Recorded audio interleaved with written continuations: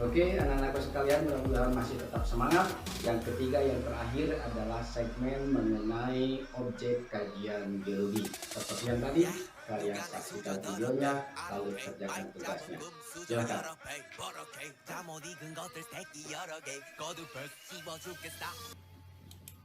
Biologi adalah ilmu mengenai kehidupan. Istilah biologi berasal dari gabungan bahasa Yunani, yaitu bios yang artinya hidup, dan logos yang artinya ilmu. Jadi bisa disimpulkan biologi adalah ilmu yang mempelajari segala sesuatu tentang makhluk hidup dan permasalahannya.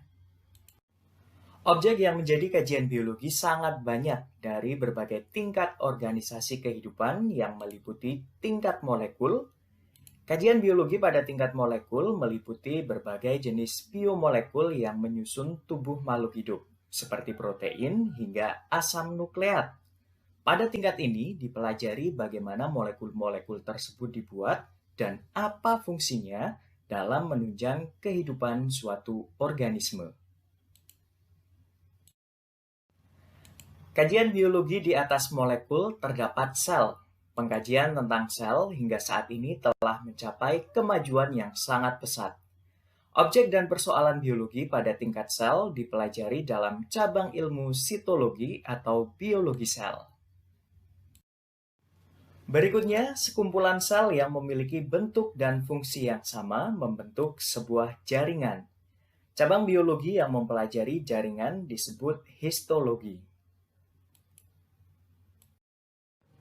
Selanjutnya, kamu pasti sudah tidak asing dengan jantung, paru-paru, ataupun lambung. Ya, itu adalah organ-organ tubuh.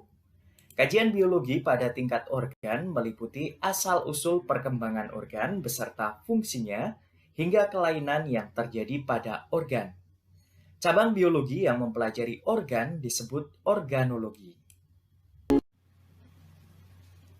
Organ-organ yang melakukan fungsi dan tugas yang saling terkait disebut sistem organ.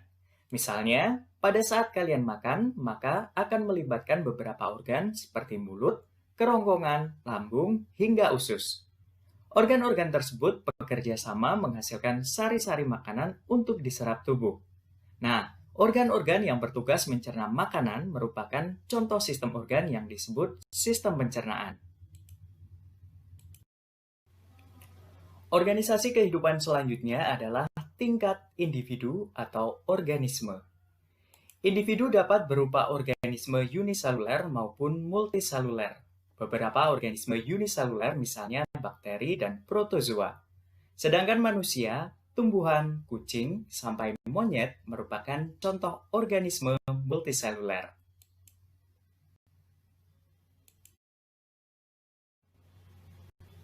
Kumpulan beberapa individu suatu spesies yang hidup di suatu tempat dan waktu tertentu disebut sebagai populasi. Objek kajian biologi pada tingkat populasi meliputi perkembangan populasi seperti mortalitas, natalitas, dan migrasi.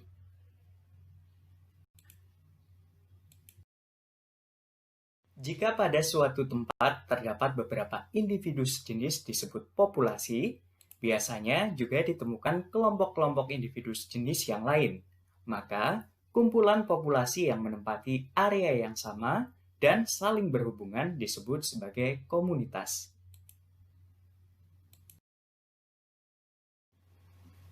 Suatu organisasi kehidupan selalu menunjukkan saling keterkaitan, ketergantungan, dan hubungan timbal balik antar makhluk hidup maupun makhluk hidup dengan lingkungannya. Bentuk organisasi kehidupan ini disebut sebagai organisasi tingkat ekosistem.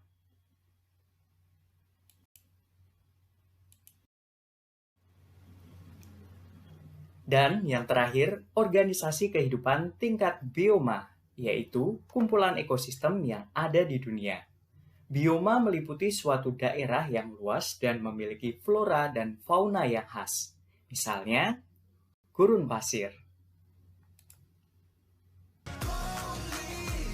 Demikian pembahasan hari ini mengenai ruang lingkup biologi. Jangan lupa tugas yang telah kalian kerjakan kirimkan ke Google Classroom yang nanti akan segera koreksi. Mudah-mudahan kalian bisa memahami